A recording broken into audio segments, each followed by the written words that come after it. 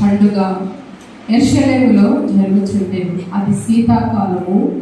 అప్పుడు యేసు దేవాలయములో సొలొమోను మంటపమున తిరుగుచుండగా అంటున్నాడు. అయితే దీని యొక్క హిస్టరీ చెప్పాలంటే మనకి చాలా టైం పడుతుంది. నెక్స్ట్ టైము మరి దైవసేవకుడు రవి బ్రదర్ కానీ అలాగే దేవుని చిత్తమైతే నేనైనా కానీ నెక్స్ట్ టైం పంచుకునేదానికి మరి దేవుని యొక్క కృపను బట్టి మనం ముందుకు వెళ్దాం. అయితే ఇక్కడ ఆలయ ప్రతిష్ట పండుగ యెరూషలేములో జరుగుచుండెను. అది శీతాకాలము. యేసు ప్రభు కూడాను దేవాలయములో సొలొమోను మంటపమున తిరుగుచుండగా అంటున్నాడు. ఒకటి మీరు గమనించండి, ఇక్కడ ఎందుకు ఈ యొక్క అంశం తీసుకున్నామని అన్నాడంటే దేవుడి మందిరానికి ఉన్న ఒక ప్రత్యేకత మనం చూస్తున్నాం. దేవుడి మందిరానికి ఉన్న ఒక ప్రత్యేకత మనం చూస్తున్నాము. మరి ఈ యొక్క ప్రత్యేకమైన పండుగలో దేవుడి మందిరంలో జరుగుతుండగా ఎవరు హాజరయ్యారు? అక్కడ యేసు ప్రభు హాజరయ్యారు. చూడండి, దేవుని యొక్క మందిరంలో యేసు ప్రభు ఉన్నాడు, దేవుని యొక్క ఆత్మ ఉన్నది అని మనం గమనించాలి.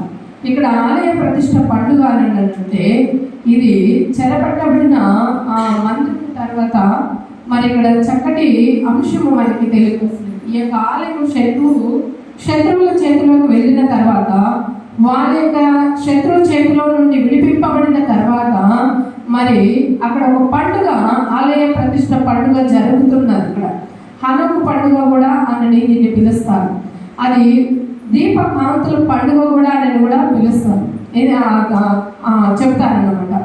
ఎందుకు అని అంటే శత్రువుల చేతిలోకి వెళ్ళిన తర్వాత అది విడిపింపబడిన తర్వాత ఆలయాన్నంతటిని శుభ్రపరిచి మరి అక్కడ ఒలివ నూనె మరి దంచి అచ్చముగా తీసిన ఒలివ నూనెతో అక్కడ దీపాలు వెలిగిస్తారు. మరి అక్కడ దీపం వెలిగించినప్పుడు మన ఆలయంలో ఎప్పుడు ఒక తేజస్సు కలిగిన విధానం అక్కడ మనకి ఉంటుంది. దేవుని యొక్క మందిరంలో ఎప్పుడు తేజస్సు అనేది ఉంటుంది.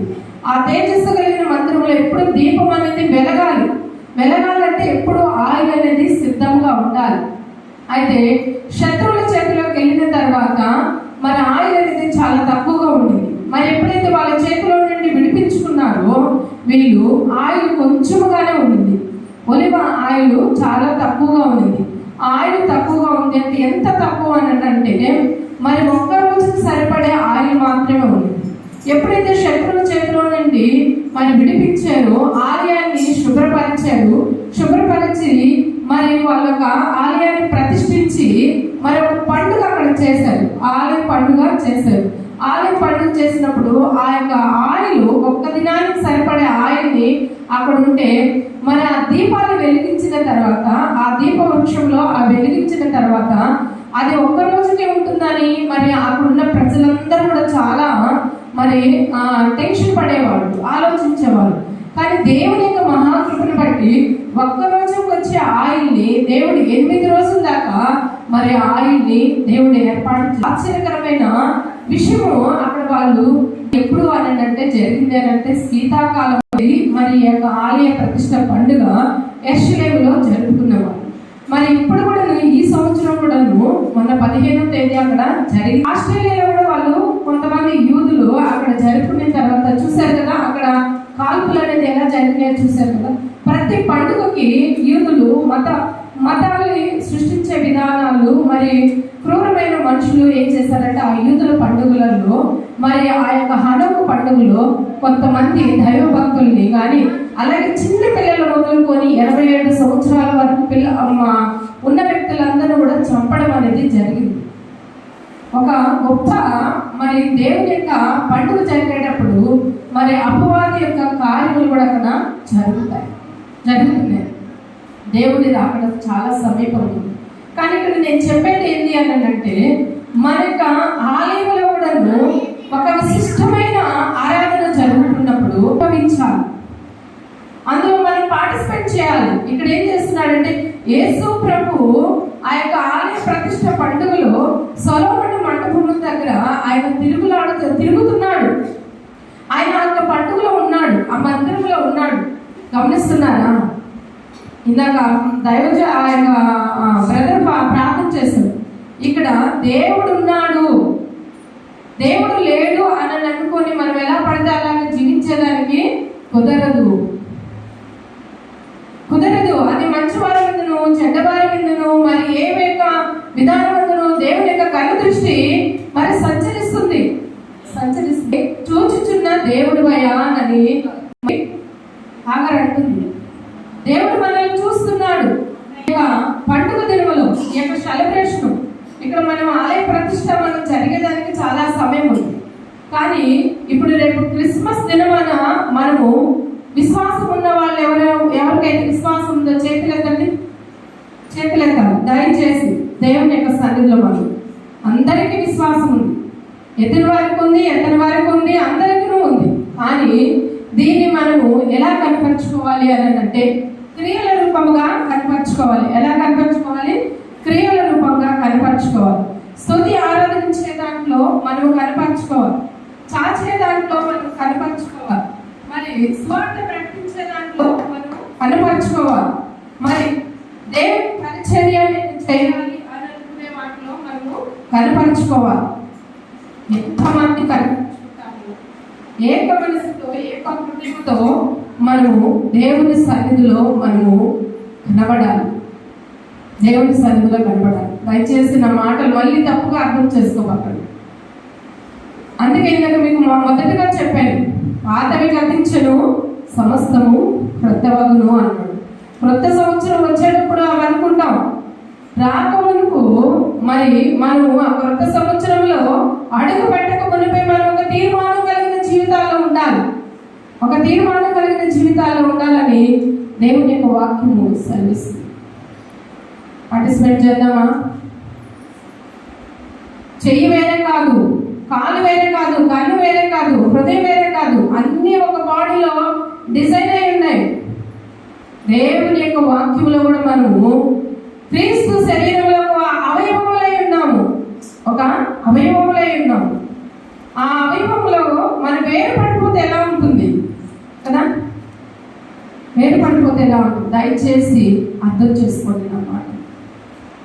మనకి సమయం లేదు, రోజులు లేవు. సోమవారం మనం క్యారల్స్కి వెళ్ళాలి కదా, ఇంకా సెలబ్రేషన్లో మనం ముందుండాలి. సకల బిడ్డలకు మనము తెలియపరచాలి. క్రీస్తు పుట్టుక అనంటే రక్షణ సువార్త, రక్షించడానికి ఆయన లోకానికి వచ్చాడు. ఒక బిడ్డ పుట్టాడు అనంటే ఆ ఇంటి వారసుడు పుట్టాడు. ఆ కుటుంబాన్ని, ఆ వారసుడు ఆ వంశాన్ని నిలబెడతాడు, పేరు ప్రతిష్టలు తెస్తాడు, మంచి సంపాదనతో ఉంటాడు. ఎన్నో మనము ఒక మగబిడ్డ పుడితే ఆలోచిస్తాం. ఒక ఆడబిడ్డ పుడితే పుట్టింటి గౌరవం నిలబెడుతుంది, మెట్టినింటి గౌరవం నిలబెడుతుంది. తల్లిదండ్రులు వృద్ధాప్యంలోకి వస్తే వాళ్ళ బిడ్డల విషయాలు. కానీ క్రీస్తు అలా కాదండి. మన సమస్త పాపములు తీసివేసి ఆయన మనల్ని కడిగి పవిత్రపరిచి మరి మనకు ఒక రాజ్యాన్ని ఇస్తున్నాడు. ఆ రాజ్యంలో ఉండాలని ఆయన ఒక స్వాస్థ్యముగా మనల్ని ఎంచుకున్నాడు. అయితే ఆయన వెలుగై ఉన్నాడు. ఆ వెలుగు మార్గంలో మనం నడుస్తూ అనేకులు నడిపించేదానికి మనం ఒక నక్షత్రముల వలె వెలగాలి.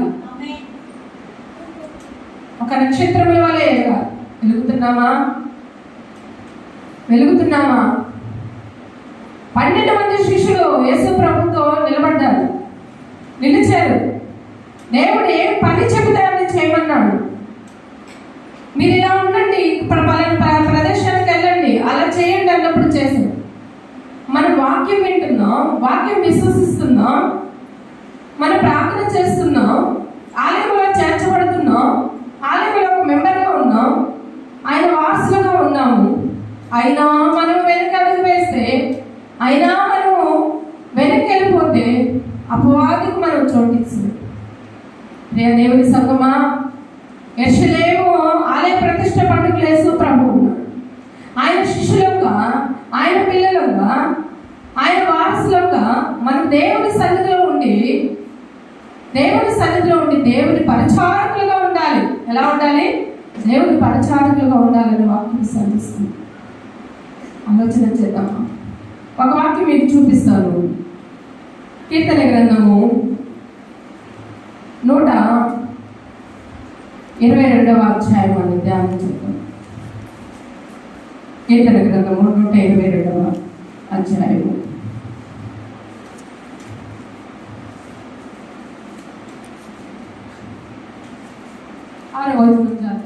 చదువుదామండి. యెరూషలేము యొక్క క్షేమము కొరకు ప్రార్థన చేయండి. యెరూషలేమా, నిన్ను ప్రేమించు వారు వర్ధిల్లుదురు, నీ ప్రకారంలో నెమ్మది కలుగును కాక, నీ నగరాలలో క్షేమం ఉండదు కాక. చాలమ్మా, ఇక్కడ అంటున్నాడు యెరూషలేమా, నీ క్షేమము కొరకు ప్రార్థన చేయండి అంటున్నాడు. మనం ప్రార్థన చేస్తున్నాం, విశ్వాసులుగా ఉన్నాం కదా. అనండి, అలా ఉండిపోతే కుదరదు, ముందుకు రావాలి. యెరూషలేమా, నిన్ను ప్రేమించు వారు ఏమవుతారట? వర్ధిల్లుదురు. కొంచెం ఆస్తి సంపాదించుకొని మరి తీసుకొని వచ్చాడు అబ్రహాం కదా, కొంచెం ఆస్తి మాత్రమే తీసుకొని వచ్చాడు. కానీ అబ్రహాముని దేవుడు ఆశీర్వదించలేదా? యాకోబు ఏమీ లేని వ్యక్తిగా తన మేనమామ ఇంటికి వెళ్ళాడు. తన మేనమామ ఇంటికి వెళ్ళాడు అని యాకోబు కూడా దేవుడు తోడుగా ఉన్నాడు కదా. నీ పేరేంటి? పెరుగులాడుతున్నప్పుడు నీ పేరేంటి అన్నప్పుడు నా పేరు యాకోబు అని నువ్వు నిజమే చెప్తివి. యాకోబు అంటే మోసగాడుగా కనబడ్డాడు. ఇంకా మీదట నువ్వు యాకోబు కాదు, ఏం మార్చాడు? ఇజ్రాయేలు మార్చాడు. మార్చిన తర్వాత ఆత్మీయమైన జీవితంలో ఎదిగేదానికి ఇంకా ముందుకు వెళ్ళాడు. భౌతికమైన ఆస్తి సంపాదించుకోవచ్చాడు తన మేనమామ ఇంటికాడి నుంచి. అలాగే ఆత్మీయమైన విషయంలో దేవునితో పోరాడిన తర్వాత మనకు ఉండొచ్చు, మనం బలపడుతున్నాము, ఎదుగుతున్నాము. దేవుని యొక్క గ్రంథంలో దేవుని సన్నిధిలో మనం నిలబడే కొలది మనము దేవుని శక్తి మన మీద ఉంటుందంట. దేవుని యొక్క శక్తి మన మీద ఉంటుంది. దేవుని శక్తి మనలో ఉన్నప్పుడు అంచెలంచెలుగా ఎదుగుతామండి. ఆత్మీయంగా మనం ఎదుగుతాం, ఆర్థిక పరంగా ఎదుగుతాం, ఆయుష్మంతులుగా ఎదుగుతాం, దీర్ఘాయువుని దేవుడు ఇస్తాడు, మంచి జీవితంలో దేవుడు మనల్ని ప్రవేశపెడతాడు. నీకు ఇచ్చిన అవకాశాన్ని నువ్వు పాతిపెట్టకు. నీకు ఇచ్చిన అవకాశాన్ని పాతిపెట్టకు. దయచేసి దేవుడి సంగమం చేయబాకండి, సమాధి చేయబాకండి. మీకు ఇచ్చిన తలంపులు సమాధి చేయబాకండి, మీకు ఇచ్చిన తలాంతులు సమాధి చేయబాకండి, మీకు ఇచ్చిన మంచి ఆలోచనలు సమాధి చేయబాకండి. అది మీరు ముందుకు తీస్తున్నారు. మీకు ఏదైతే దేవుడు ఇచ్చాడు, ఇది నేను చేస్తాను, ఇది నేను ఇస్తాను, ఈ పని నేను చేస్తాను. ఇవ్వలేకపోయినా పని చేయండి, ఇచ్చినా పని చేయండి. నేను ఇచ్చాను, నేను చేయను అని అనుకోగా ఏదైనా సరే అర్థం చేసుకో. ఒక సెలబ్రేషన్ చేయబోతున్నాం, కన్నుల పండుగగా మనం లోకానికి కనపరచాం. సుమయోను ఈ రక్షణ నేను కన్నులారా చూస్తున్నాను అన్న తర్వాత 8 రోజుల తర్వాత మరి అక్కడ 8వ రోజు మరి ఆ యొక్క గువ్వలను తీసుకొచ్చి ఆ యెరూషలేము దగ్గర మరి ఇవ్వాలని వస్తున్నప్పుడు సుమయోను ప్రవక్త అన్నాడు, ఆ యాజకుడు అన్నాడు, ఇంత గొప్ప రక్షణ నేను కన్నులారా చూస్తున్నాను. నువ్వు అనుభవిస్తున్నావే దేవుని రక్షణ, దేవుడిచ్చిన ఆశీర్వాదమును పొందుకున్నావే, దేవుడిచ్చిన దీవెనలను పొందుకున్నావే. ఈరోజు నువ్వు ఎందుకు వెనకాలకు వెళ్తున్నావు? నేను కాదు అడుగుతున్నది, పరిశుద్ధాత్మ దేవుడు. రండి, మీరు ముందుకు రండి. అయ్యా నేను ఇది చేస్తాను ప్రభువా. మందిరంలో ఆలయ ప్రతిష్ట పండుగలో మీరున్నారయ్యా. ఈనాడు కూడా మీరున్నారు ప్రభువా. ఈనాడు కూడా దేవునిగా మీరు ఈ మందిరంలో మీరున్నారు. ప్రతి నిత్యము ప్రతి ఆరాధనలో కానీ మరి మీకు చెబుతూనే ఉంటాం, ఈ మందిరంలో దేవుని యొక్క శక్తి నింపబడింది. మీలో దేవుని యొక్క శక్తి ఉన్నది కదా. ఇచ్చిన శక్తిని మనం పోగొట్టుకోకూడదు, ఇచ్చిన ఆశీర్వాదాన్ని మనం పోగొట్టుకోకూడదు కదా. దేవుడు నిన్ను ఆశీర్వదించినప్పుడు ఇంకొకరిని కూడా నువ్వు ఆశీర్వదించావు కదా. పొలంలో బోయాజులు పనివారిని ఆశీర్వదించారు, పనివారు బోయాజును ఆశీర్వదించారు. దేవుడు నిన్ను దీవించునుగా. మనల్ని దీవిస్తున్నప్పుడు మనం ఎదగాలండి. అందుకే ఇక్కడ అంటున్నాడు, యెరూషలేము యొక్క క్షేమము కొరకు ప్రార్థన చేయండి. యెరూషలేమా, నిన్ను ప్రేమించువారు వర్ధిల్లుదురు. 7వ వచనంలో అంటున్నాడు, నీ ప్రకారములలో నెమ్మది కలుగును కాక అంటున్నాడు. నీ నగరాలలో క్షేమం ఉంటుంది కాక. మన గ్రామం క్షేమంగా ఉండాలి, మన ప్రకారములు, మన ఇల్లు కానీ క్షేమంగా ఉండాలి. ఉండాలి అని అంటే నువ్వు వర్ధిల్లుతున్నావు అని అంటే నువ్వు దేవుని పరిచర్యలో ముందుకు రా. ఆలయ ప్రతిష్ట పండుగలో యేసు ప్రభు ఉన్నాడు. మరి ఆలయాన్ని పరిశుభ్రపరిచారు, దీపాన్ని వెలిగించారు వాళ్ళు కదా. 8 దినాలు వెలిగింది ఆ దీపము.